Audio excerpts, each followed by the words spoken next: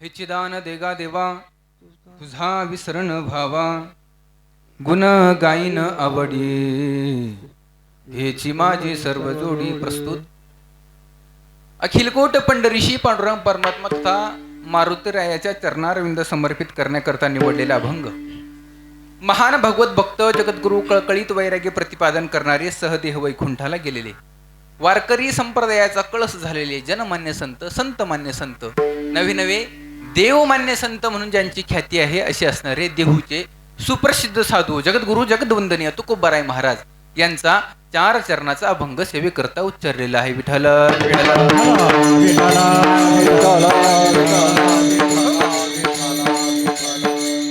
या अभंगाद्वारे जगद्गुरु तुकोबाराय महाराज आपल्या सर्वांसाठी मागणी मागतायत. सेवेला सुरुवात करण्यापूर्वी थोडासा परिहार द्यायचा तो म्हणजे असा, दरवर्षीप्रमाणे याही वर्षी मोठ्या उत्साहात मोठ्या आनंदात मोठ्या प्रेमानं सुरू असलेला हा अखंड हरिनाम सप्ताह वर्ष 14वे ना, क्षेत्र शेनवड बुद्रुक या स्थानावरती संपन्न होत असलेला हा अखंड हरिनाम सप्ताह आणि आजच्या दुसऱ्या दिवसाची कीर्तन रूपी सेवा शेवट आहे का? मला वाटतं दुसऱ्या दिवशी तुम्ही सर्व येतात बघ कीर्तन आहे का नाही? मग काय हरकत ऐका रामकृष्ण. आजच्या शेवटच्या दिवसाची कीर्तन रूपी सेवा या ठिकाणी ज्यांच्या कर्वी माझ्यापर्यंत आली ते आमचे सन्मित्र गुरुबंधू आदरणीय श्री योगेश्वरदादा गिळंदे यांनी 2 वर्षापासून ही सेवा माझ्याकडे सुपूर्त केली आहे आणि मागच्या वर्षी देखील सेवा झाली, पण आता सांगायला काही हरकत नाही. योगेश दादा, मागच्या वर्षी रिकाम्या जागा भरा अशी सेवा होती आणि या वर्षी जायच्या वेळेस श्रावण महाराजांनी सांगितलं, श्रावण माऊलींनी सांगितलं की महाराज तुम्हाला पुन्हा यावं लागतं, पुढच्या वर्षी यावं लागतं. म्हटलं मी पुन्हा येईनच आणि म्हणून त्या योगे ह्या वर्षी देखील माझं येणं झालं आणि आजच्या शेवटच्या दिवसाची सेवा मला या ठिकाणी महाराजांनी दिली. त्यानिमित्तानं सर्वांचं या ठिकाणी मला दर्शन झालं. सर्वांना मी वंदन करतो. सर्व शेनवड बुद्रुक गाव असतील, ग्रामस्थ सदस्य भाविक भक्तांच्या आणि प्रेरणेनं मार्गदर्शनानं उपस्थितीनं संपन्न होत असलेला हा अखंड हरिनाम सप्ताह आजच्या शेवटच्या दिवसाची कीर्तन रूपी सेवेकरता ज्यांची गोड अशी साथ आहे, आदरणीय मृदंगावरती जे साथ करताय ते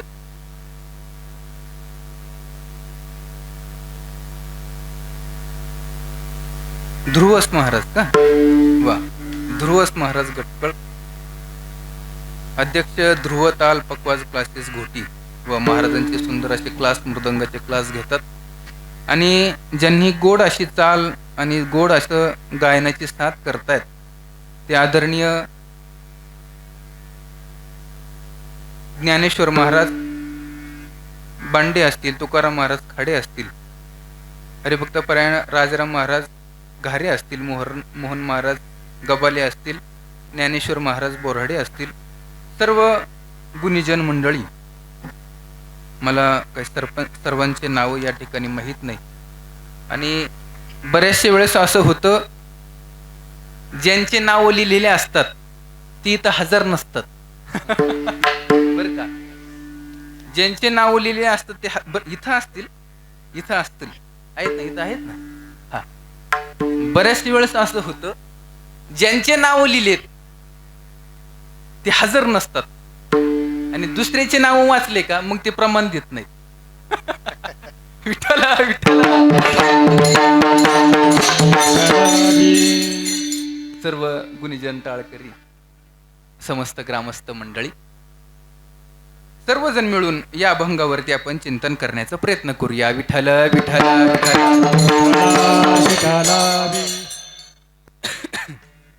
आजचा मागणीचा दिवस ते मला शेवटचा दिवस म्हटला की त्या ठिकाणी मागणी आली.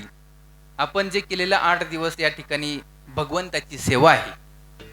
त्यामध्ये मग कोणी आल्या गेल्याची सेवा केली असेल, कोणी या ठिकाणी जेवण वाढण्याची सेवा केली असेल, कोणी पत्रवाळ्या उचलण्याची सेवा केली असेल, ऐका, कोणी या ठिकाणी झाडलोट केली असेल, कोणी या ठिकाणी सुंदर असा मंडप दिला असेल, कोणी या ठिकाणी सुंदर अशी माईक सिस्टीम केली असेल, कोणी या ठिकाणी वादनाची आणि सेवा केली असेल, कोणी गायनाची सेवा केली असेल, कोणी भालदार चोपदाराच्या रूपाने सेवा केली असेल, कोणी विना वादनाच्या रूपाने सेवा केली असेल, कोणी येणाऱ्या जाणाऱ्याची सेवा केली असेल, कोणी महाराज जुन्या चप्पल ठेवून नवीन चप्पल घेऊन जाण्याची सेवा केली असेल.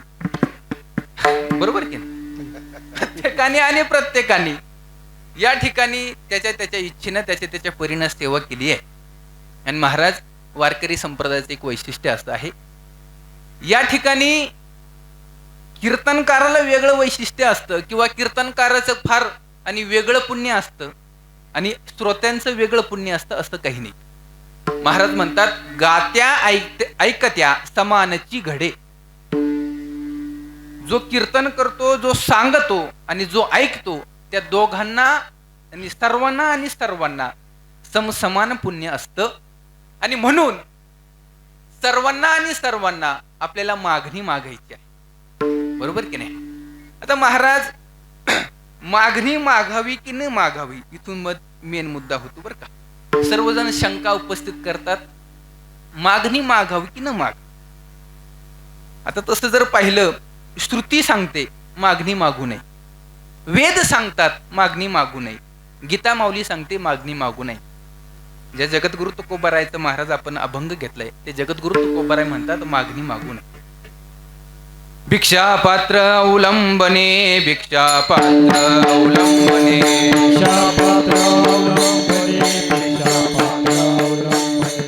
जळोजने लाजिरवाने, जळोजने लाजिरवाने,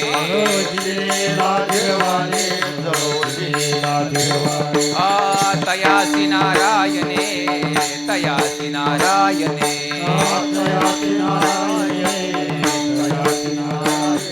उपेक्षी जे सर्वथा,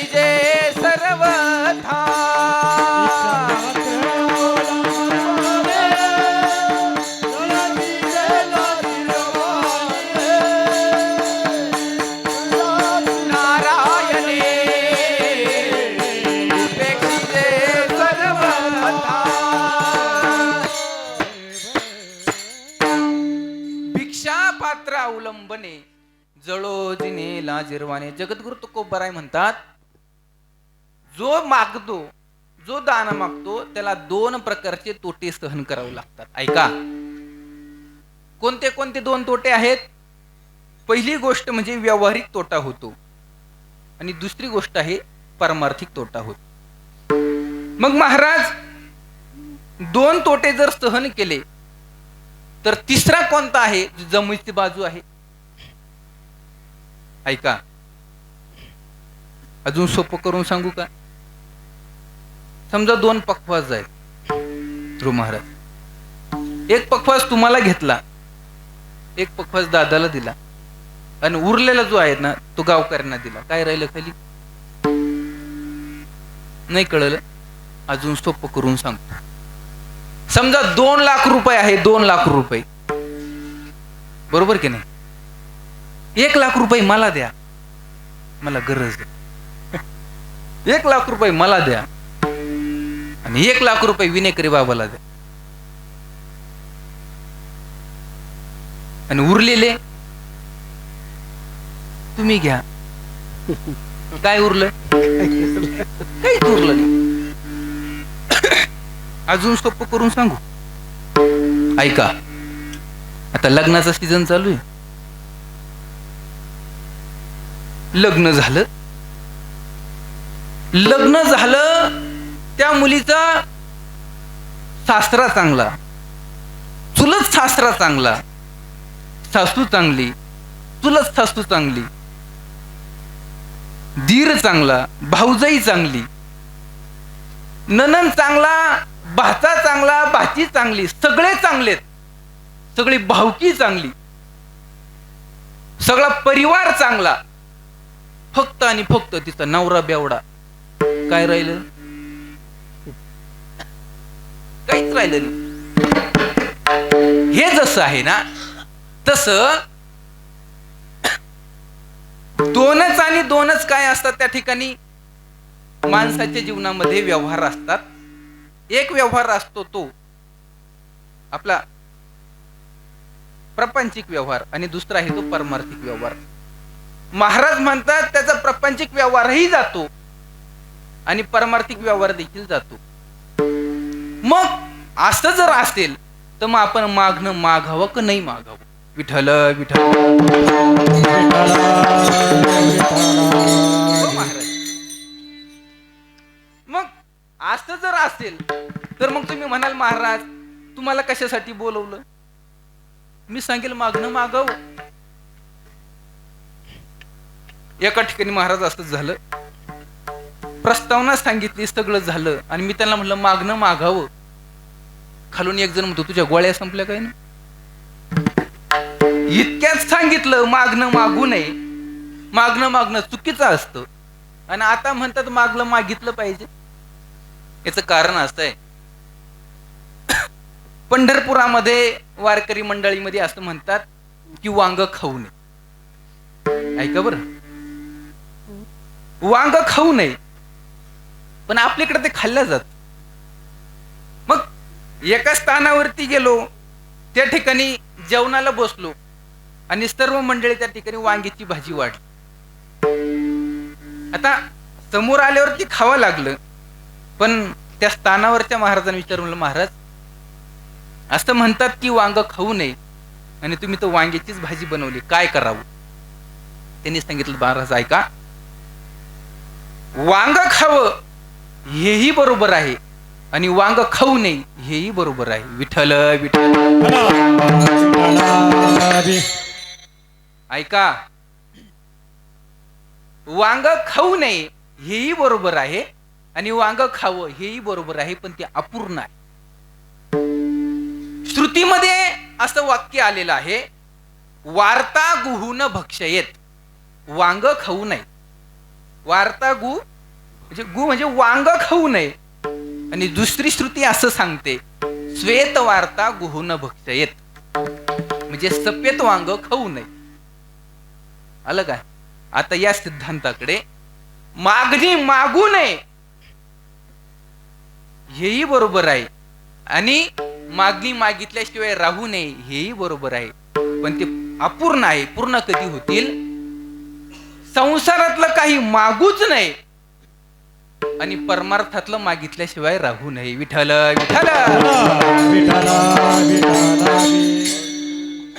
मग महाराज आम्हाला तर सगळं संसारातलंच मागता येतं, परमार्थातलं काय मागायचं? काय मागायचं? आपण जाऊया तुकोबाराय महाराजांकडं आणि तुकाराम महाराजांना म्हणावं महाराज आमच्यासाठी काहीतरी मागा ना. ते जगद्गुरु तुकोबाराय अभंगाच्या प्रथम तर दान देगा देवा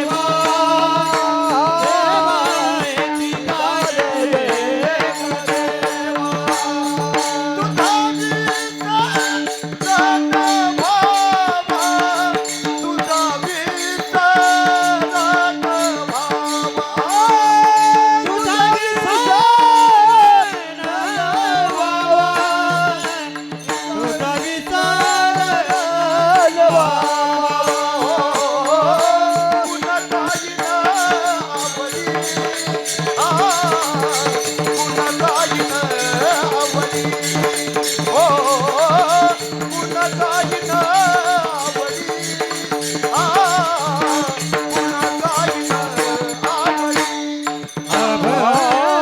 गुण गायन आवडे हो गुण गायन आवड हो गुण गाईन आवडे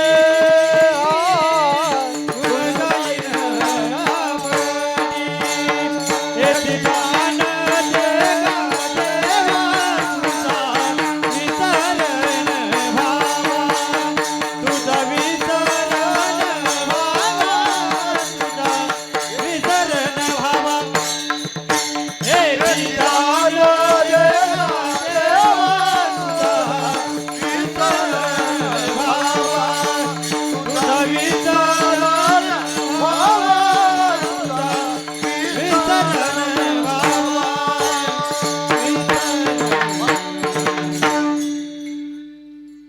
जगद्गुरु तुकोबाराय महाराजांनी म्हणावं, देवा हे चिदान देगा देवा तुझा विस्तर न व्हावा.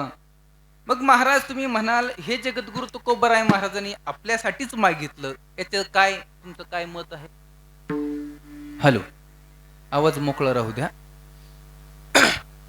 जगद्गुरु तुकोबाराय महाराज आपण 42 वर्षाचं जीवनमान जर आपण बघितलं, अर्थार्थी जगद्गुरु तुकोबाराय महाराजांचं जीवनमान जर बघितलं, तर जगद्गुरु तुकोबाराय महाराजांच्या जीवनाचा जर विचार केला तर महाराजांचा भगवंताचा विसर होणं हा शब्द जगद्गुरु तुकोबाराय महाराजांच्या डिक्शनरी मध्ये बसतच नाही. भगवंताची आठवण न येणं हा जगद्गुरु तुकोबाराय महाराजांच्या डिक्शनरी मध्ये न बसणारा शब्द आहे. एवढंच काय, महाराज जगद्गुरु तुकोबाराय महाराज स्वतः म्हणतात की माझ्या जीवनामध्ये भगवंताकडे कधी दुर्लक्ष झालंच नाही, आणि झालं जर असेल तर केवळ आणि केवळ 2 ते 3च वेळेस महाराज म्हणतात भगवंताकडे माझं दुर्लक्ष झालं. शिंक जांभळी खोकला तुका वेळ वाया गेला, तुका वेळ वाया गेला, तुका वेळ वाया गेला. शिंक जांभळी खोकला तुका वेळ वाया गेला, तुका वेळ वाया गेला, तुका वेळ वाया गेला. शिंक जांभळी खोकला तुका वेळ वाया गेला, तुका वेळ वाया गेला, तुका वेळ वाया गेला. जांभळी खोकला तुका वेळ वाया गेला, तुका वेळ वाया गेला, तुका वेळ वाया गेला. महाराज म्हटले जीवनामध्ये फक्त 2 ते 3च वेळेस माझा काय असेल वेळ वाया गेला असेल. कोणत्या कोणत्या वेळेस? शिंक, जांभळी आणि खोकला, या 3च वेळेस वेळ वाया गेला. इतरत्र भगवंताचं नामचिंतन केलं. महाराज संतांनी वेळ वाई करणी घातलाच नाही, अजिबात वेळ वाई करणी घातला नाही. टाइमपास हा संतांच्या जीवनातला विषय नाही. महाराज टाइमपास करायचा आता तो आपला विषय झाला. आता बोलू नये, ते जिओनी एअरटेलनी फ्री देऊन टाकलं आहे का नाही. सकाळी उठावं, मोबाईल हातात घ्यावा, नेट ऑन करावं, कोणी गुड मॉर्निंग, कोणाला सुप्रभात, कोणाला काय, याचे रील्स त्याला, त्याचे रील्स याला पाठवावी आणि आपलं तंबाखू मळावी, बस झालं जीवन आपलं. आपला टाइमपास झाला महाराज, खरं की नाही. पण संतांचा जर तसा विचार केला तर संतांनी महाराज जीवनामध्ये वेळ वाई करणी घातलाच नाही. जगद्गुरु तुकोबाराय महाराज म्हटले जीवनामध्ये फक्त आणि फक्त 3च वेळेस माझा वेळ वाई करणी गेला, शिंक, जांभळी आणि खोकला आला. एवढ्या 3च वेळेस वेळ. महाराज आपला जर विचार केला तर आपण किंमत कमी त्या 3 वेळे तरी भगवंताचं नाम चिंतन करा, बरोबर.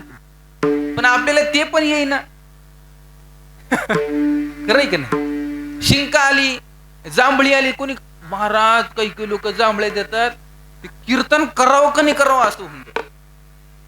जांभळी कीर्तन करताना देताना बरं महाराजाकडे पाहूनच जांभळी कसं कीर्तन करावं. सोपं नाही महाराज. किमान आपण शिंक आली, जांभळी आली, हे झाल्यावर किमान विठ्ठल विठ्ठल म्हणावं, रामकृष्ण हरी म्हणावं. आपलं ते नाही महाराज. महाराज जगद्गुरु तुकोबाराय म्हटले, आम्ही ही वाणी की नाही देवाला अर्पण करून टाकली. आमच्या वाणीनं आता नाही जरी म्हटलं तरी ही जीभ भगवंताची हळूहळू हळूहळू काय होते, त्या ठिकाणी महाराज भगवंताचं नामस्मरण करत असते. माझ्या वाणीला तो छंद लागला.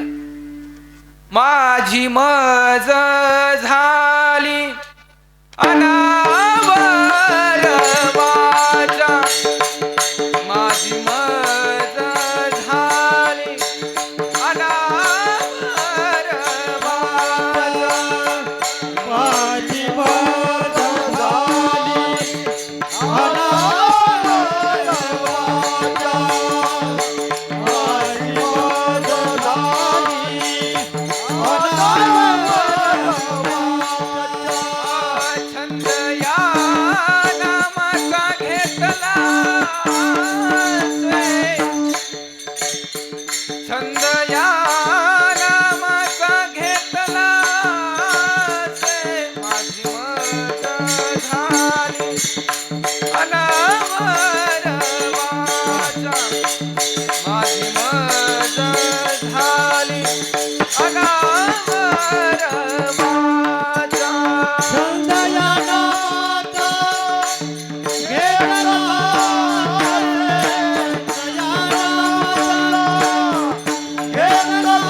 नामाचा घेतला, माझी मज झाली अनावर वाचा, माझी मज झाली अनावर वाचा. वा. महाराज म्हटले माझी मज झाली अनावर वाचा.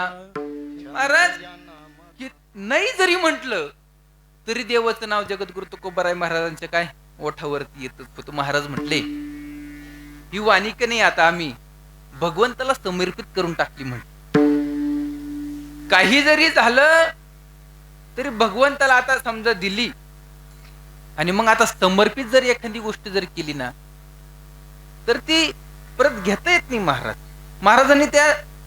महाराजांनी आपल्या वाणीला, आपल्या जिभेला अशी सवय लावून घेतली होती की देवाशिवाय त्यांना दुसरं काही जमतच नव्हतं. आता कसं आहे बरं का, ज्यांनी जशी सवय लावली ना, बरं का महाराज, ज्यांनी जशी सवय लावली तशी सवय लागत असते. काहींनी सवय लावली असते शिव्या द्यायची. काय महाराज लोक आहेत, काही बोला शिव्या देऊनच बोलणार. एखाद्याला आवाज जरी द्यायचा असला ना तरी ते नावाने आवाज नाही देणार. अय रत्ताळ्या,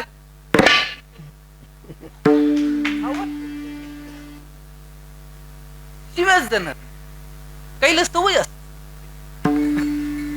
काहीला सवय असते तंबाखू माग, तंबाखू खाल्ल्याशिवाय जाऊ जातात. आता सुद्धा येत बोलत नाही, बघत नाही. काही लोक आहेत आता इथं कीर्तनामध्ये तंबाखू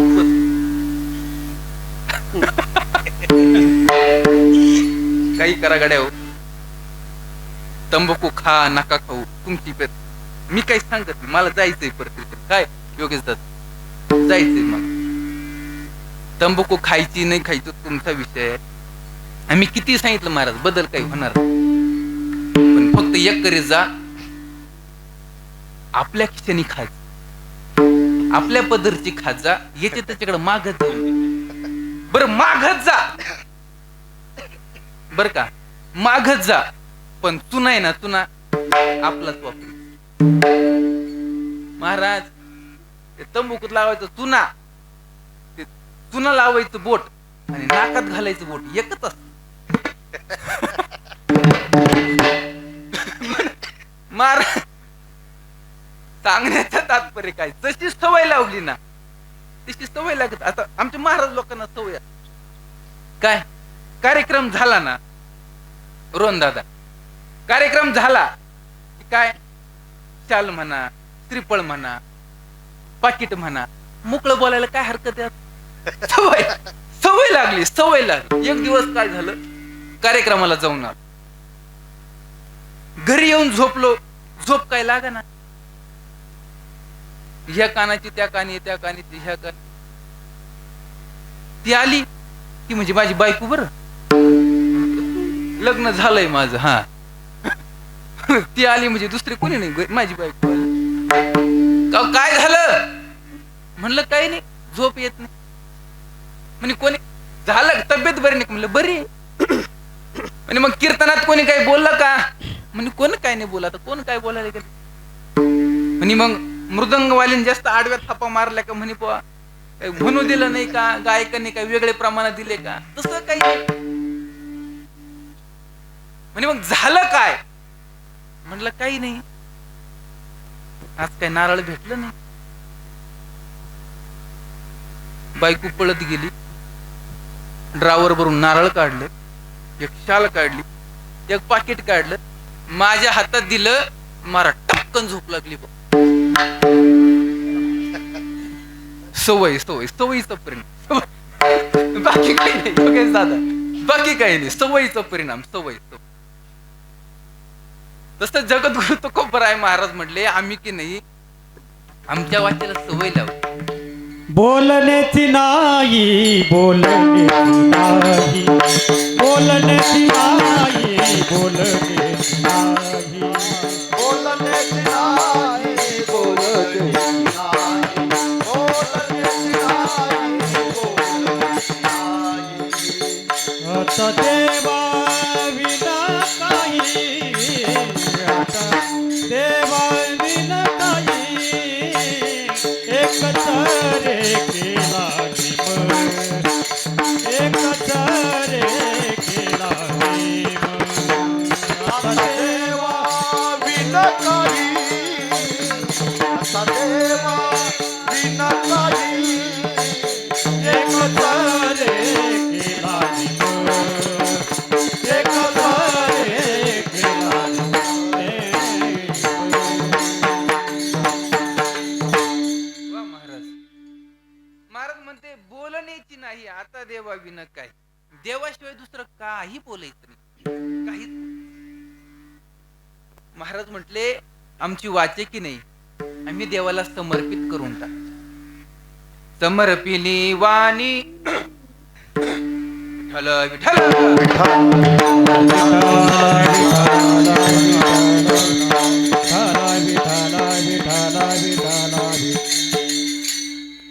समर्पिली वाणी पांडुरंगाचे चरणी, बरोबर की नाही, समर्पित करून टाकली महाराज. मग आता एखादी गोष्ट भगवंताला समजा दिली, आता लग्न सरई चालू, आपण काय करतो, महिला मंडळ झोपले नाही ना, काही चहा बी सांगू का अजून एखादा? ऐका, ते काय घेतो आपण, बोळक घेतो, त्या बोळक्यात समजा साखर टाकतो, काय टाकतो, लाहे बत्तेष्टा काय ते टाकतो, वरतून झाकणी ठेवतो, आणि ते आपल्या येहीन बाईनीच्या कानामध्ये जाऊन सांगतो. काय सांगतो? आजवर होती आमची आणि आता झाली तुमची. हा, आता झाली आमची वाया वाया. ते त्यांना जमत बा, आपल्याला काही जमत नाही. मग असं म्हणून ज्या वेळेस आपण मुलीचं लग्न करून देतो, ते काय करतो आपण, कन्यादान करून देतो. मग आता कन्यादान केल्यावरती तिच्यावरती आपला हक्क उरतो का? नाही. काय? मग आता दिवाळीला जरी घ्यायला जायचं असलं तरी घरच्यांना सांगावं लागतं, म्हणावं लागतं, का हो पाठवता का, घ्यायला येऊ का, म्हणावं लागतं. बरं अजून सोपं करून सांगतो, आपण ते पहिले लोक ते देवाला ते एखादं कठाळ्या सोडायचे, तुमच्याकडे काय म्हणतो, देवाला ते वास्त्रू सोडायचे, बैल सोडायचे, काय म्हणतात त्याला? हा, जाणं. हा, जाणं सोडायचं. बरं महाराज, तो ज्या वेळेस आपण सोडायचो ना, त्यावेळेस कले तयार राहायचं का होते? चांगलं वारं जर आलं ना, चांगलं वारं, तर शेनवडचं जानवर डायरेक्ट घुटीला उडून जाईल असं राहायचं. बरोबर की नाही? पण मग देवाचं आहे, देवाचं आहे, देवाचं आहे, त्याला कोणी काही म्हणायचं नाही महाराज. मग ते उभ्या पिकात जरी चरायला लागलं तरी त्याला कोणीच काही म्हणत नव्हतं. मग आता ते फुकटचं खाऊन, उभ्या पिकात खाऊन खाऊन चांगलं जाडजूड होत. आणि मग जो सोडतो ना तो म्हणतो यार उगाच सोडलं ह्यात. मग आता परत धरायला जातो का? इच्छा असती माणसाची पण धरता येतं का? दान केल्यावरती महाराज परत आता अधिकार उरत नाही. आता बऱ्याचशा ठिकाणी बघा महाराज, तुम्हाला असं आलंय की नाही अनुभव, मला कल्पना नाही.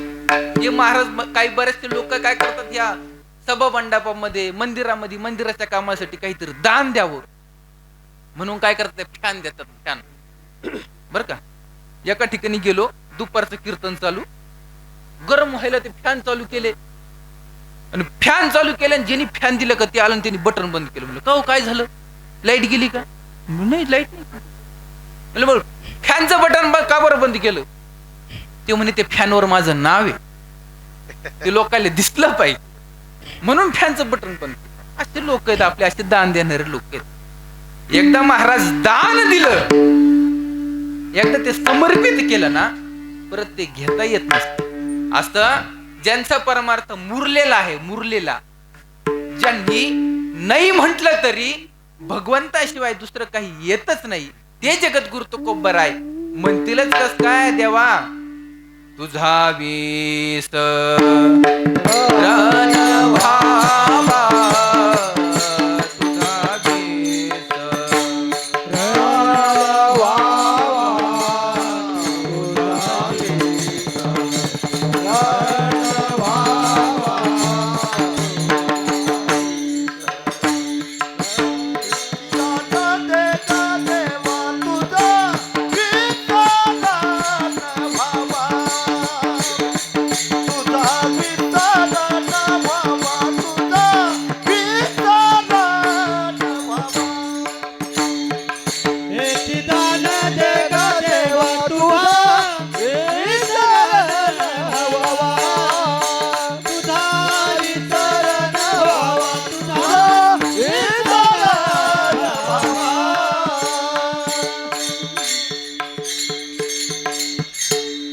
जगद्गुरु तुकोबर आहे म्हणूच कस काय शकतात बरं महाराज.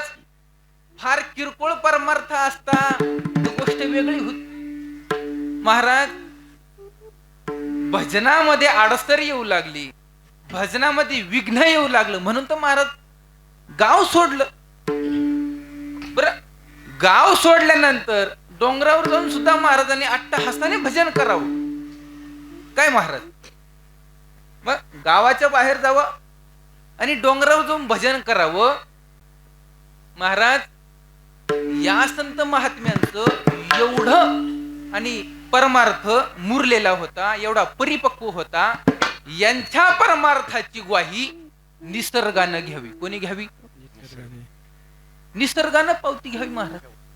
बरोबर की नाही? निसर्गानं पावती देणारे पारमार्थिक लोक या भूमीवरती फार थोडे आहेत महाराज. आता ते भागवताचा काय माझा विषय नाही, मी लोक भागवत कथाकार ऐकणार असतील. महाराज व्यास महर्षी शुकजींना आवाज देत आहेत.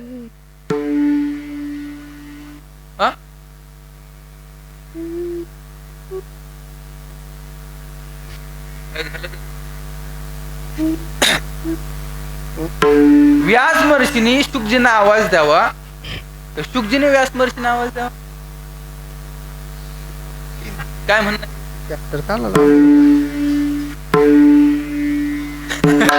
विठ्ठला विठ्ठला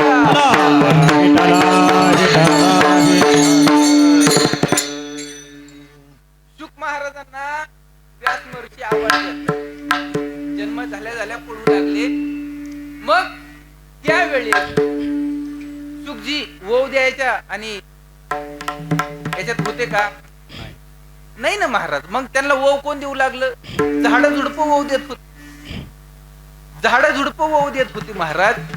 तसं तुकाराम महाराजांचा आणि जर विचार केला महाराज तर तुकाराम महाराजांचा आणि परमार्थाची नोंद या भूमातेने घेतली. जमिनीने नोंद घ्यावी यांच्या परमार्थाची. ज्यावेळेस जगद्गुरु तुकोबाराय महाराज आणि भजनासाठी आणि गावाच्या बाहेर जायचे, भंडारा डोंगर म्हणा, घोरवाड्या डोंगर म्हणा, भामचंद्र डोंगरावरती जायचे, असं काही सांगून जात नव्हते की मी आज या डोंगरावर चाललो, त्या डोंगरावर चाललो. बरोबर की नाही? आता आणि त्यावेळेस ते मोबाईल थोडी होते महाराज, फोन लावला की विचारायला. आता आपल्याकडे मोबाईल झालेत, आपण आता इथून फोन करून सांगू शकतो मी शेनवडला कीर्तनाला आलो म्हणून. मोबाईलची लई बेकारी हो बर का. ते मोबाईलने महाराज एवढे येडे केले लोक, त्याला काही लिमिट नाही राहत. एक जण महाराज ते मोबाईल पाहता पाहता घरी आलं, आमच्या फ्लॅटमध्ये घरी आलं आणि दुसऱ्याच फ्लॅटमध्ये घुसलं. मोबाईलने बेकारी केलेली. बरं आई, ते दुसऱ्या फ्लॅटमध्ये घुसलं ना, त्या घरच्या बाईनं तर पाहावं का आपलंच गिऱ्हाईक आहे की नाही म्हणून. ती मोबाईलच पाहतो. तिनं चहा आणून दिला, पाणी आणून दिला. बरं हा भाऊ ते मोबाईल पाहता पाहता चहा पाणी पितोय खरा, पण घराचा जो मूळ मालक होता ना तो आला. तो मोबाईल पाहता पाहता घरात घुसला आणि हे समोर दिसलं. त्याला वाटलं काय घर नंबर चुकला होते, त्याच्या घरातून बाहेर निघून गेले. मोबाईलने बेकार झालं सगळं. महाराज त्यावेळेस काय मोबाईल थोडी काही होता. महाराज आई साहेबांचा नियम होता, महाराज जेवल्याशिवाय आई साहेब जेवण करत नव्हत्या. म्हणून आई साहेबांनी आपल्या डोक्यावरती आणि जेवणाची पाटी घ्यावी, पाणी घ्यावं, गावाच्या बाहेर यावं आणि ज्या रस्त्याने महाराज गेले, ज्या पावलाचे ठसे उमटलेले होते ना, त्या पावलाच्या ठशाला कान लावावं आणि त्या ठशातून विठ्ठल विठ्ठल विठ्ठल असं नाम ऐकून यावं. त्या मार्गाने आमच्या आई साहेबांना जावं तो तुकोबाराय महाराजांपर्यंत पोहोचता. अहो, ज्यांच्या परमार्थाची पावती महाराज भूमातेनं घ्यावी, अशा परमोच्च कोटीला पोहोचलेले जगद्गुरु तुकोबाराय महाराज आहे. अजून काय सांगावं. महाराज स्वतः सांगतात, अहो जर या वाचेनं जर मी भजन केलं नाही, या वाचेनं जर देवाचं नाम स्मरण केलं नाही ना, तर मी मरून जाईल म्हण. काय महाराजांनी उदाहरण देताना सुद्धा सांगितलं, ती मासा असतो, मासा कशात असतो? पाण्यामध्ये. आता समजा त्या शाळेतली पोरगी म्हणते असते, मछली जल की रानी है, जीवन उसका पाणी है की नाही. मासोळी पाण्यामध्ये जगत असते, पाण्याच्या बाहेर काढली काय होती महाराज? मरून जात. मग आता एखाद्या त्या समुद्राच्या लाटाने एखादी मासोळी बाहेर आली, काय लाटाने बाहेर आली आणि बाहेर येऊन तिनं म्हणलं, बाई आले बाहेर तर मुंबईला फिरून तर येऊ, जीवाची मुंबई करून येऊ. असं काही नाही ना महाराज. जीवाची मुंबई करायला मासोळी कशाला जाईल तिथं? जीवाची मुंबई करायला आपण जाऊ, आहे का नाही. एक जण म्हटला, काय ते 20 रुपये पाणी, म्हटलं 500 रुपये किलोचं तूप घेऊन येतो, तुपात मासोळी ठेवू, जगल का होती? जगत नसत. तसं जगद्गुरु तुकोबाराय म्हटले, भगवंताच्या नामाशिवाय आम्ही जर बाजूला राहिलो ना, जशी ती मासोळी जीवना वेगळी मासोळी, जीवना वेगळी मासोळी, जीवना वेगळी मासोळी, जीवना वेगळी मासोळी. हो तैसा तुका तळमळी, तैसा तुका तळमळी, तैसे झाले माझ्या जीवा, केव्हा भेटती घेता तुका तळमळी, तैसा तुका तळमळी, तैसे झाले माझ्या जीवा, तैसे झाले माझ्या जीवा.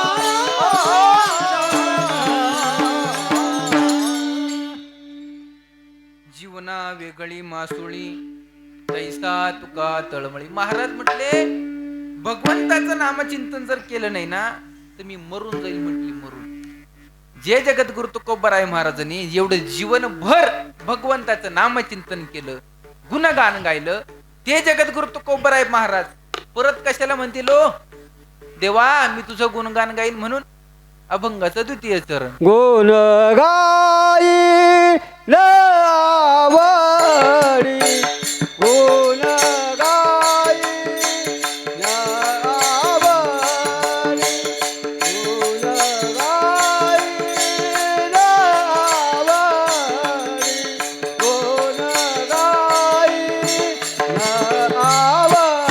आवडी, गुण गाई आवडी,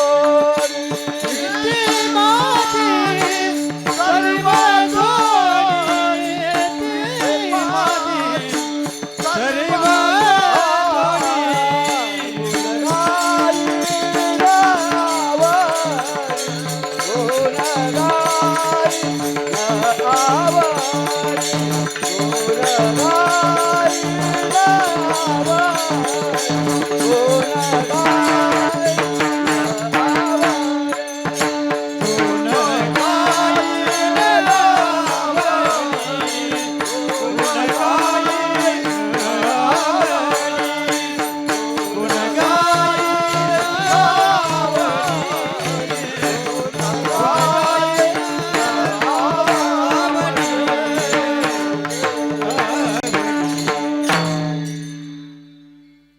एकदा महाराज मंडळी टाळे वाजव. वा. महाराज म्हटले गुण गायीन आवडी हे ती माझी सर्व जोडी. महाराज ऐका, मी हे सांगतो कशा करता येईल लक्षात घ्या. जगद्गुरु तुकोबराय महाराजांनी हे मागणं कोणा करता मागितलं याचा थोडासा आपण अंदाज घ्या बर का. जगद्गुरु तुकोबराय महाराज भगवंताचे सातत्यानं भजन भक्ती करतायत. जगद्गुरु तुकोबराय महाराजांच्या जीवनामध्ये कधी देवाचा विस्तार पडलाच नाही, तरी देखील ते जगद्गुरु तुकोबराय म्हणतात देवा तुझा विस्तार होऊ देऊ नको, देवा तुझं गुणगान आम्ही गाऊ. तर ते जगद्गुरु तुकोबर महाराज ऐका ना, फारच कच्चा परमार्थ होता, एका जन्माचा परमार्थ होता, तो गोष्ट वेगळी होती. बरोबर की लोक म्हणतात ना करून सुरून उठले आणि देव पूजेला लागले, तसं काही होतं का महाराज? महाराज 4 युगाचा परमार्थ जगद्गुरु तुकोबराय महाराजांचा होता हो. सत्ययुगामधून सत्ययुगामध्ये भक्त प्रल्हाद होते, बरोबर की नाही. त्रेतायुगामध्ये कृतयुगामध्ये त्रेतायुगामध्ये भक्त अंगद होते, द्वापार युगामध्ये उद्धव होते आणि कलियुगामध्ये नामदेव महाराज होते. 4 जन्माचा परमार्थ आणि 4ही जन्मामध्ये महाराज संपूर्ण धन संपदा आयुष्यवर जगद्गुरु तुकोबारायांच्या आणि चरणावरती लोटांगण करतो. महाराज सत्ययुगामध्ये काही कमी होतं का? सत्ययुगामध्ये भक्त प्रल्हाद म्हणजे कोणाचे पुत्र? हिरण्यकश्यप. हिरण्यकश्यप. हिरण्यकशिप राजा होता महाराज. हिरण्यकशिपी म्हणजे काय महाराज? आणि राजाचा मुलगा प्रल्हाद महाराज त्या हिरण्यकशिपूने ऐका, हिरण्यकशिपूने आपल्या राज्यामध्ये एक ग्वाही फिरवली होती. काय? नाम घेऊन दे देवाचे हे ब्रीद हिरण्यकश्यपूचे. महाराज त्या हिरण्यकशिपूने आपल्या आणि राज्यामध्ये ग्वाही फिरवली. काय? देवाचं नाव घ्यायचं नाही, आणि जो नाव घेईल त्याला काय? हरिपाठ झाले जेवण. महाराज फाशीची शिक्षा. आता महाराज तुम्ही मला सांगा, इथं काही तसं काही आहे का महाराज? इथं तसं काही आहे का? नाही. तरी पण आपण विठ्ठल विठ्ठल म्हणल्यावरती कोणी टाळे वाजवतं काय? महाराज फाशीची शिक्षा म्हणलं कोण देवाचं नाव घेलं, कोण टाळ्या वाजव? कोणीच नाही ना महाराज, अजिबात कोणीच टाळ्या वाजवायला, कोणीच काय करायला तयार होईल. महाराज सगळे सप्ते बंद, सगळे कीर्तन बंद, सगळे टाळकरी माळकरी घरी, सगळ्याचे पाकिट बंद. मग आता काय करायचं महाराज? एवढा अनुकूलता, एवढी प्रतिकूलता महाराज हिरण्यकशिपूने भक्त प्रल्हादासाठी करावी. महाराज 11 वेळेस त्यांना जिवंत मारण्याचं त्या ठिकाणी काय केलं? स्वतःच्या बापाने प्रयत्न केला. हो अहो, हत्तीच्या पायाखाली दिलावं, कडे लोट करावं, उकळत्या कढईमध्ये टाकावं महाराज. तरी सुद्धा भक्त प्रल्हादाने त्या ठिकाणी काय केलं नाही महाराज? परमार्थ सोडला नाही. तरी देखील नारायण नारायण श्रीमन नारायण नारायण नारायण नारायण नारायण श्रीमन नारायण नारायण नारायण. एवढी प्रतिकूलता असून सुद्धा महाराज, एवढं वैभव असून सुद्धा महाराज भक्त प्रल्हादाने त्या ठिकाणी भजन करावं, स्वतःच्या बापाने मारण्याचा प्रयत्न करावा तरी भजन करावं. बरं, कृतयुगामध्ये महाराज काही वेगळं काही होतं का? अंगद हो, भगवान प्रभू रामचंद्रांनी वालीला मारावं आणि त्या ठिकाणी सुग्रीवानी सांगावं, बाबा प्रभू रामचंद्रजी पुतणे आहे म्हटले, मी सांभाळून घेतो, राजवैभव त्यांना देऊन टाक. हा भाऊ होता, बेकार होता, पण पुतण्या चांगला आहे, माझ्या मुलासारखा सांभाळतो, त्याला राजगादी बसवा. एवढंच काय महाराज? भगवान प्रभू रामचंद्रजी सुद्धा म्हटले होते, अंगद काही वेगळा विचार करू नको म्हटले. बाप होता वागायला बेकार, पण तुझ्याबद्दल आमची तसं काही वाईट विचार नाही, आणि तू जर चांगला वागत असेल, आता तू चांगलाच आहे, आणि म्हणून या वर्षीचं तिकीट म्हणले तुला, राजगादी तुला देतो म्हण. अंगदजी म्हणले, देवा त्याची काही गरज नाही, आम्हाला तुमची सेवा करायची आहे, सेवेशिवाय दुसरं काही नको म्हटले, फक्त तुमची आणि तुमची सेवा करतो. भगवान प्रभू रामचंद्रजी महाराज आजमावून बघितलं होतं. कोणला? अंगदजीला. म्हटले जा बरं म्हटले, तेवढे रावणाचं काय आहे काय नाही ते पाहून ये म्हटले. अंगद महाराज सोपं नाही, वालीचे पुत्र होते. काय वाली म्हणजे ते वाली काय कमी नव्हतं महाराज, वानर राज होते वाली म्हणजे. आता वालीची काय धनसंपदा सांगावं, वालीचं काय वैभव सांगावं तुम्हाला.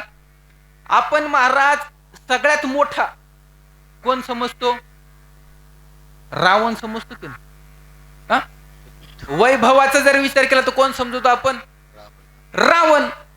त्या रावणाला या वालीनं महाराज असं बगलात धरावं बर, आणि 7 समुद्राची आंघोळ करून घरी यावं, तरी सुद्धा सोडत नव्हतं. ते म्हणत, बस झालं सोडा ना रावण्या गप कोणी म्हणायचं वाली वालीनं म्हणायचं एवढी तिची ताकद महाराज त्या वालीला अंगद त्या वालीचे अंगद महाराज धनसंपत्तीला काही कमी नाही हो भगवान प्रभू रामचंद्रांनी सांगितलं जा रावणाची काय आहे ती चौकशी करून या म्हटलं काय म्हणणं आहे त्याचं अंगदजी म्हणले देवा असं करू का रावणाला मारून टाकीतो सीतामाईला घेऊन येतो प्रभू रामचंद्र म्हणले तसे नाही बोलले वाल्मिक तैसे ते करीन ऐक ना जाऊन येतो म्हटलं अंगदजी महाराज रावणासमोर जातात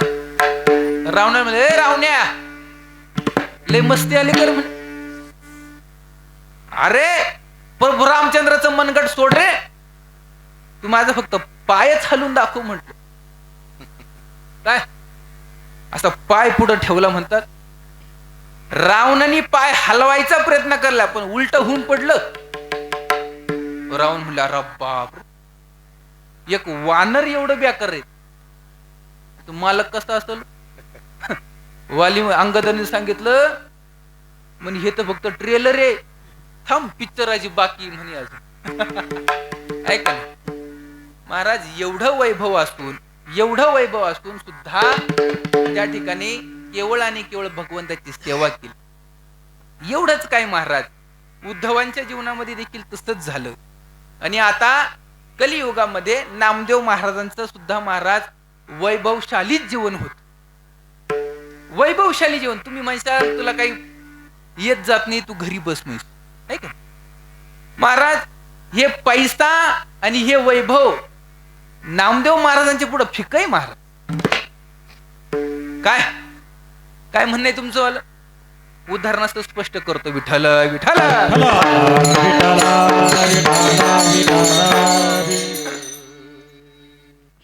नामदेव महाराजांची पत्नी महाराज आपल्या मैत्रिणीजवळ गारहाणा करू लागली काय माझ्या माय बापे बरे नाही केले माझ्या माय बापे बरे नाही केले माझ्या माये बापे बरे नाही केले माझ्या माये बापे बरे नाही केले पदरी बांधिले पिकरेच्या पदरी बांधिले पिकरेच्या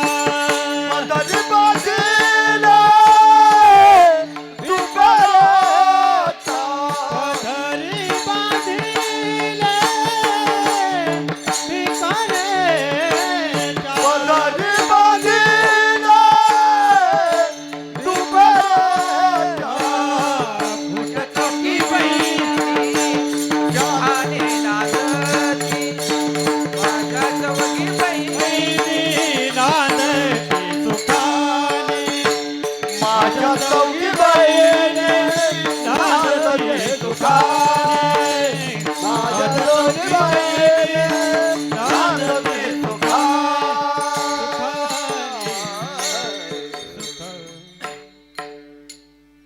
नामदेव महाराजांची पत्नी आपल्या शेजारणीकडे गारहाणा करू लागली माझ्या माय बापे बरे नाही केले काय बघून दिलं म्हटले माझ्या बापाने काय बघून दिलं महाराज बघत जाऊ आपण आपल्या मुलीला आपल्या संबंधाला कसं बघावं केवळ आणि केवळ पैसा बघत जाऊ नका ऐका बरं केवळ पैसा बघून आपली मुलगी कोणाच्या आणि हातात देऊ नका मायबाप अहो ज्यांनी ज्यांनी फक्त आणि फक्त पैसा पाहून दिला त्यांच्या मुली आज मरतायत हे लक्षात घ्या त्या मुलाची संगत कशी त्या मुलाने अहो पैसा धनसंपत्ती भरपूर जरी असली पण त्याची संगत बघत चला त्याचे मित्र बघत चला तो कसा वागतो त्याचं शिक्षण काय तो कुठं काम करतो याच्याकडे स्वतः जाऊन बघा आणि मगच आपली मुलगी देत जा बरं फार लोकांचा आणि काय झालं महाराज, लोकांचा आता विश्वासावर एक जणांनी काय केलं ऐका. एक जण बोबड होतं, बोबड. लई संबंध पाहिले, पण ते मुलीकडचे बघायला आले का ते नाव बी विचारतात आणि मग ते बोबड बोलायचं.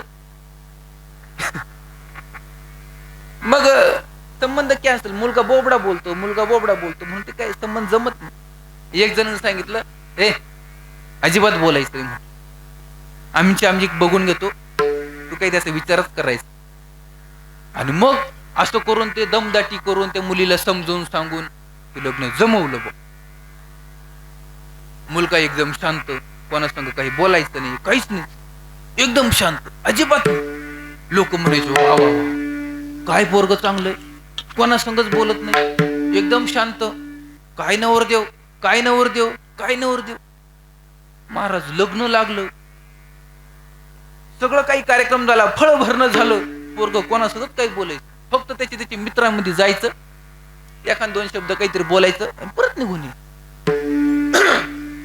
नवरीकडचे म्हणतात, वा काय देव माणूस भेटला बा, एकदम शांत पोरग, एकदम शांत पोरग, काय पुरीनं नशीब काढलं, एकदम शांत पोरग. महाराज सगळं काही झालं, संध्याकाळी ते घरी आले, नवरीच्या कलभऱ्या सगळं काही घरी आले. आणि ते संध्याकाळी घरी आल्यावरती महाराज काय जेवणाचा कार्यक्रम, ते फुलक्याच्या आधी जेवण, सगळे जेवायला बसले. नवरीच्या कलभऱ्या म्हणत्या, दाजी लई शांत हो तुम्ही, काय बाई काय नशीब काढलं, तुझा नवरा शब्दभर बोलत नाही, लई देव माणूस, लई शांत माणूस, काहीच बोला ना. जेवण बसले, काही लोकांनी पत्रावळ्या टाकून दिल्या तरी पोरग काहीच बोला ना. पण आता पत्रवाळ्या टाकल्या का, त्या पत्रवाळ्याजवळ ते कुत्रे हिंडत असतात, बरोबर. कुत्रे, गावचे कुत्रे आले तिथं, पत्रवाळ्याचे वासने आले. आता नवरदेव नवरी जेवायला बसले, रोहन दादा नवरदेव नवरी जेवायला बसले, तरी नवरदेव काहीच बोला ना. पोराची चेष्टा मस्करी चालली, नवरदेव काहीच बोला ना. जेवण झाले, नवरदेव काहीच बोला ना. पण ते कुत्रे का नाही, कुत्रे इकडून तिकडून फिरायला लागले, इकडून तिकडून ते कुत्रे फिरायला लागले. त्या कुत्र्याला कोणी काही म्हणा ना, हाड म्हणून सुद्धा कुत्रे बाजूला जाईना हो. पण महाराज नवरदेवाला आता काही रावणाकडे, नवरदेवाला बोलल्याशिवाय काही होईना. आता सगळे कुत्रे इकडं तिकडं काय करावं. कलवरायचं चाललं, नवरदेव काय शांत, नवरदेव काय शांत. आणि ते कुत्र जवळ आलं आणि ते नवरदेव काय म्हणे माहिती, हाल कुतल्या. सगळं वातावरण शांत, रे बोबडाय म्हणे ते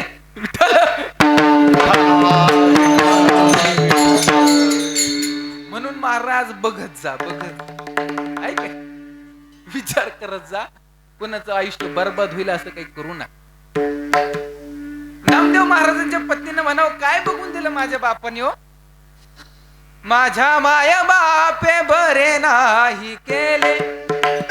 गरहण करू लागले आपल्या मैत्रिणी जवळ. आणि मग त्या मैत्रिणीला दया आली की हो. मैत्रीण म्हटली, हे बघ माझ्याकडे म्हणले थोडंफार परीस नावाची वस्तू आहे, खडा आहे, तो परीस लोखंडाला लावला का त्याचं सोनं होतं. आणि मग आता ते सोन्याचं तू काय कर, थोडंफार लोखंड शोध, सोनं नाणं कर आणि मोडून खाय बाई आपलं, आता दुसरं काय. आणि म्हणून तिनं तो परीस दिला. महाराज काय दुर्भाग्य बघा, लोखंड सुद्धा नाही यांच्या काळात. लोखंड काहीतरी जमा केलं, त्या ठिकाणी सोनं घडवलं, सोनं मोडलं, त्याचे पैसे जमा केले, घरात सगळं खाण्यापिण्यासाठी वस्तू आणल्या, नवीन येवल्यावरून पैठणी बोलवली, पैठणी घालून बाई तयार, नदीबीत घालून बाई तयार. नामदेव महाराज संध्याकाळी आले आणि घराकडे पाहिल्यावर म्हटले, वास्तले घमघमाट यायला लागला, बा काय गडबड आहे. घरात गेले आणि आई साहेब समोर आल्या. म्हणली ओळखलं का. म्हणे ओळखल्यासारखं वाटतं, चेहऱ्यातलं ओळखल्यासारखं वाटतो बा, पण बोलावं का नाही? अहो बायको आहे म्हणले तुमची. बायकून मग आता असे कपडे कस काय घरात आले म्हटले. तुम्हाला काय करायचं वार काढायला? बसा म्हणले घरामध्ये गुमात, बसा जेवण करायला. जेवत नसतो म्हटले. म्हणे अहो जेवण करा. शपथ आहे म्हटले तुझी, मला माझी तुला सांग म्हटले काय केलं, कुठं चोरी केली? म्हणे महाराज मालक चोरी बिरी काही केली नाही हो, ते शेजारीने म्हणे मला काही नाही काही नाही जाऊ दे म्हणे. आपल्या बाया प्रेमात आलं का सांगून टाकतात, आणि मग म्हणते बाया तुला म्हणून सांगते, कोणाला सांगू नको, सगळ्या गावाला आवत नाही येतं तोपर्यंत. ती म्हणते तुला म्हणून सांगते, तुला म्हणून सांगते. नामदेव महाराजांच्या पत्नी म्हणे शेजारनी ना, म्हणे काय झालं, कोणी काय दिलं खरं सांग. म्हणे मालक शेजारणीनं परीस दिला, त्याचं मी सोनं केलं आणि घरात आणलं. म्हणे कसा असतो परीस, दाखव मला. आता यांना का माहित नव्हतं का हे परीस कसा राहतो म्हणून. तो परीस म्हणे महाराज तुटल फुटल, नका हातात घेऊ. मग म्हणे दाखव मला. म्हणे हातात दिला, आणि जे महाराज हातात घेतले हो, नामदेव महाराजांनी धोतर धरलं, जे वाळवंटात पळत सुटले महाराज. नामदेव महाराज पुढं, आई साहेब माग, पळत पळत आणि चंद्रभागेच्या तीरावरती गेले. लोही तेवढी टाकतात फेकून परीस फेकल्यावरती. आणि हे जेव्हा पळत गेलेत ना, तेव्हा जिना तो परीस दिला होता का, तिनं ते पाहिलं. काय झालं म्हणून मिटवायला जावा तर ती माग पळत गेली. आणि महाराजांची बायको त्या ठिकाणी महाराज डोक्याला हात लावून बसली, आणि तिनं ती चर्चा ऐकली का परीस फेकून दिला म्हणून. ती तिच्या लगेच घरच्याला घेऊनच आली महाराज. बरं ते घरचे काय असं काय साधे सुधे नव्हते महाराज, त्यांचं भागवत नाव होतं, पण ते त्यांच्या हातात परीस असल्यामुळं, सोनं नाणं गडगंचा पैसा किसत असल्यामुळं महाराज त्याला परिसा भागवत म्हणत. आणि ते तिकडून आल्यावरती का ते काय शांततेत बोलला असेल का, आम्हा मला परिसच दे म्हण. नाही असं काही रागव बिगू नको गड्या, तुला परिसच पाहिजे का? म्हणजे हो. नामदेव महाराजांनी चंद्रभागेच्या तीरामध्ये जावं, चंद्रभागा माताला आणि विनम्रतेने प्रार्थना करावी, आणि चंद्रभागाचे असे वंजुळ भरून खडे घ्यावे महाराज, आणि म्हटले घे तुझा परीस. परीस भागवत म्हणले मला काय येडा बिडा समजलं काय, परीस म्हणजे काय तुला कळतं का? ते म्हणले शहानिशा कर, शहानिशा कर ना, याच्यातला कोणताही खडा घे आणि लोखंडाला लावून बघ. महाराज लोखंडाची चावी खिशालाच होती. तो एक खडा घेतला आणि आपल्या चावीला लावल्याबरोबर काळी चावी पिवळी झाली महाराज. आहे की नाही? म्हणे आता तुझा एकच होता ना? म्हणे हो एकच होता. जेवढे परत हातातले वंजुळ भरून खडे होते आणि चंद्रभागेत फेकून दिले महाराज. चंद्रभागा माताला सांगितलं माय हे तुझे तुझे परीस परत घे, चोट्टे आले. आता मला सांगा, ज्या नामदेव महाराजांनी फक्त खडे हातात घेतले, काय त्याचा परीस करण्याची ताकद ज्या नामदेव महाराजांच्या हातात होती, त्या नामदेव महाराजांना हे 500च्या नोटा आणि 1000च्या नोटा काय वेगळं काही लय जास्त होतं का? एवढा ज्या नामदेव महाराजांची महाराज अनुकूलता आहे, जेवढं ज्यांच्याकडे पैसा आहे, तरी सुद्धा महाराज त्यांनी त्याला लाथ मारली आणि केवळ भगवंताचं भजन केलं. बरोबर आहे की नाही? महाराजांनी सांगितलं देवा तुला जर द्यायचंच असेल ना, हे सोनं नाणं आम्हाला काही देऊ नको, द्यायचंच असेल तर फक्त आणि फक्त काय कर, संतांची संगत दे, अभंगाचा तृतीय चरण. नलगे मुक्ती आणि संपदा, नलगे मुक्ती आणि संपदा, नलगे मुक्ती आणि संपदा, हो नलगे मुक्ती आणि संपदा, मुक्ती आणि संपदा, नलगे मुक्ती आणि संपदा, नलगे मुक्ती आणि संपदा, नलगे मुक्ती आणि संपदा. संत संग जय सदा, संत संग जय सदा, संत संग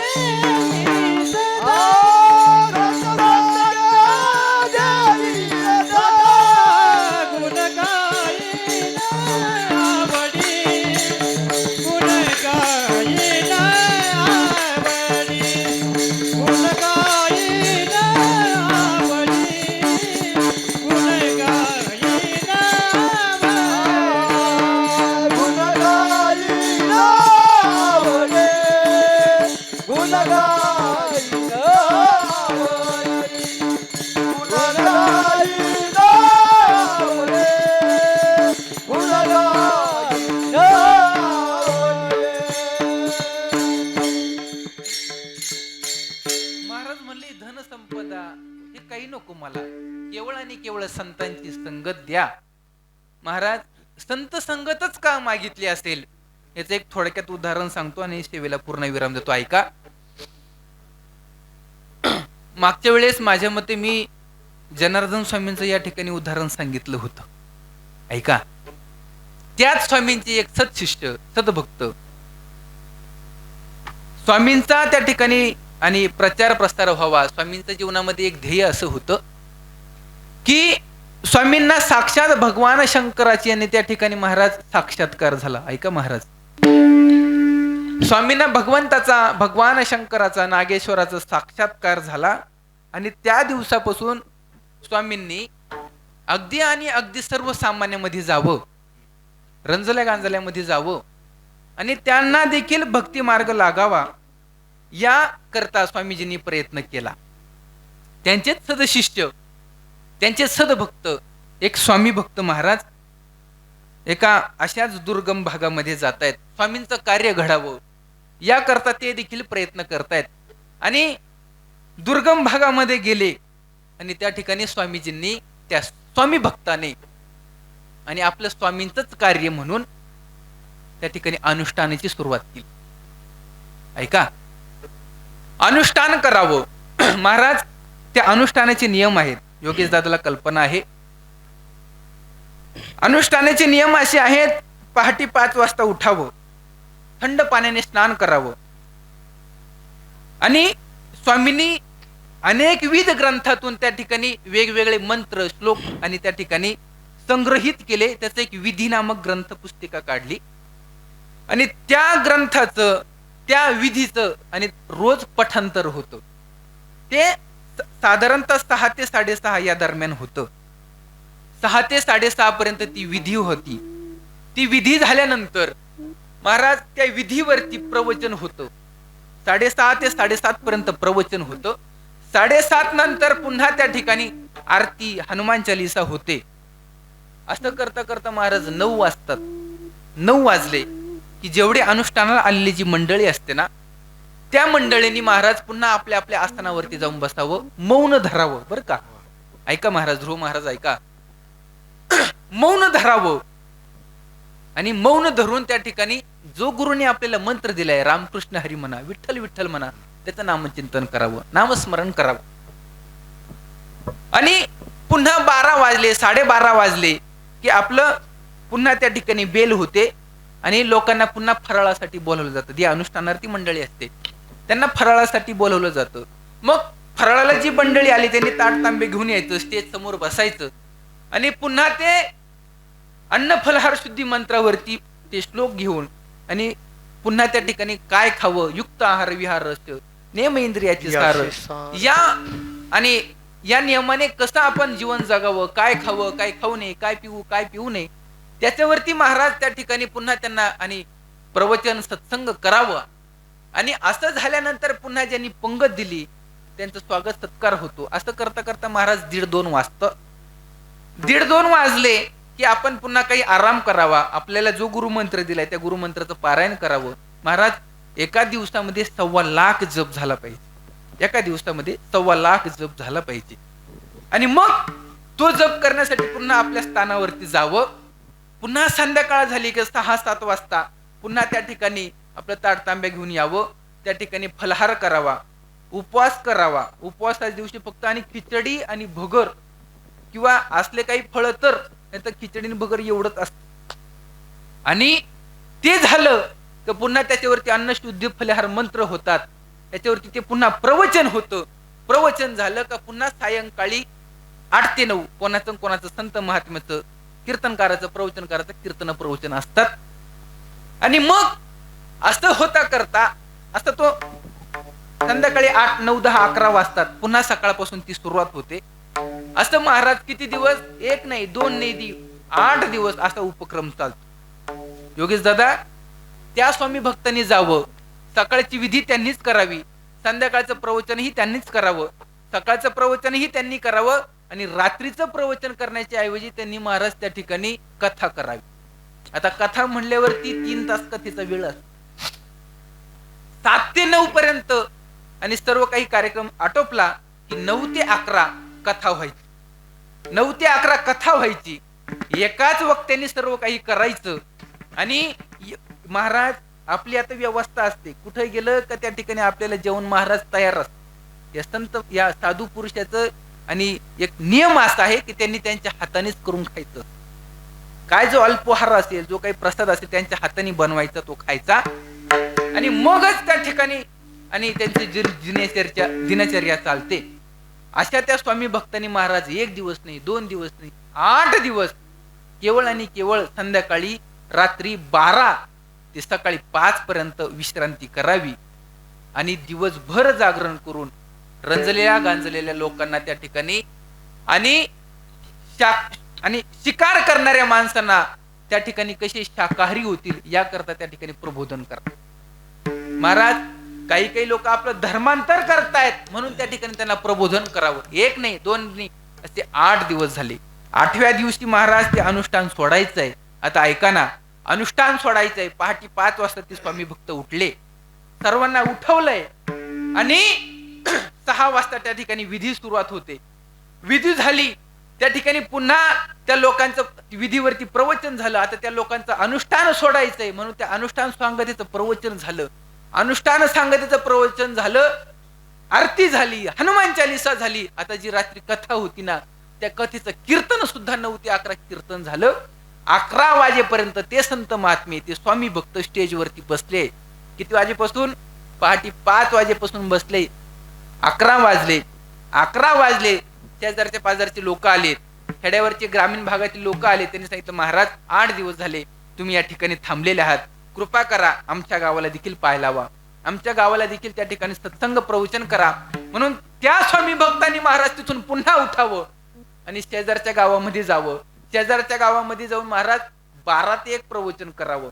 12 ते 1 प्रवचन झालं का पुन्हा शेजारच्या गावातली मंडळींनी यावं, महाराज काही करा आमच्या गावाला 2 मिनिटं चला. पुन्हा त्या गावावरून त्या गावाला जायला अर्धा पाऊण तास लागतो. त्या गावाला देखील जावं, 1 ते 2 वाजेपर्यंत त्या ठिकाणी प्रवचन करावं आणि त्या गावावरतून पुन्हा आता परत येण्याकरता निघावं. 4 वाजता पुन्हा ज्या स्थानावरती त्या ठिकाणी हा सत्संग सोहळा चालू होता, अनुष्ठान चालू होतं ना, त्या स्थानावरती पुन्हा यावं. किती वाजता? संध्याकाळी 4 वाजता. पहाटे 5 वाजेपासून ज्यांची आणि प्रवचन चालू आहेत, सत्संग चालू आहेत आणि मार्गदर्शन चालू आहे, त्या आणि संत भक्ताने सदभक्ताने संध्याकाळी 5 वाजता यावं. 5 वाजता पुन्हा आपलं 4 वाजता आपल्या कुट्यावरती आपल्या स्थानावरती यावं. संध्याकाळी मोठी पालखी मिरवणूक असते. त्या पालखी मिरवणुकीसाठी महाराज ऐका ना, 3 ते 4 आयशर भरून डीजे समोर उभे केलेत.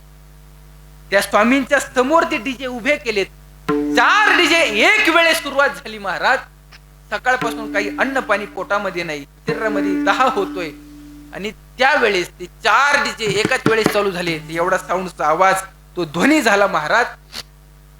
त्या ध्वनीने त्या महाराजांना हृदयामध्ये त्रास होऊ लागला. त्या स्वामी भक्तांना त्रास होतोय. आता काय करावं कोणाला सुचत नाही. म्हणून एक जणांनी शेवजरच्या गावामध्ये जावं, त्या ठिकाणी डॉक्टरांना घेऊन यावं. डॉक्टरांनी चेक केलं. डॉक्टरांनी सांगितलं फक्त आणि फक्त माझ्या हातात 15 मिनिटं आहे. 15 मिनिटामध्ये यांना आपण दवाखान्यात जर नेलं नाही ना, तर त्याच्या पुढे मी काही बोलू शकत नाही. त्या स्वामींना सांगितलं, अहो ऐका, आपल्याला दवाखान्यात जाणं गरजेचं आहे. ते म्हणतात, नाही हो मी जाऊ शकत नाही, कारण संध्याकाळी मोठे गुरुबंधू येणार आहे. हे एवढं सगळं या लोकांचं अनुष्ठान केलंय आठवडाभर, त्यांनी त्यांचं कौतुक बघणार आहे आणि म्हणून मला काही जाता येणार नाही, काही करा. आणि महाराज असं करता करता 7 वाजलेत. संध्याकाळचे 7 वाजले. पोटामध्ये अन्नाचा कण नाहीये. हृदयामध्ये अतिशय वेदना होत आहेत, आग पेटली आणि सर्वजण म्हणतायत, बाबा चला ना, दवाखान्यात चला ना. बाबा यायला तयार नाहीत. स्वामी भक्त यायला तयार नाहीत. आणि मग डॉक्टरांनी फोर्स केला. डॉक्टरांनी समजावून सांगितलं, बाबा काही करा, फक्त आणि फक्त आपण दवाखान्यामध्ये जाऊ आणि पुन्हा येऊ.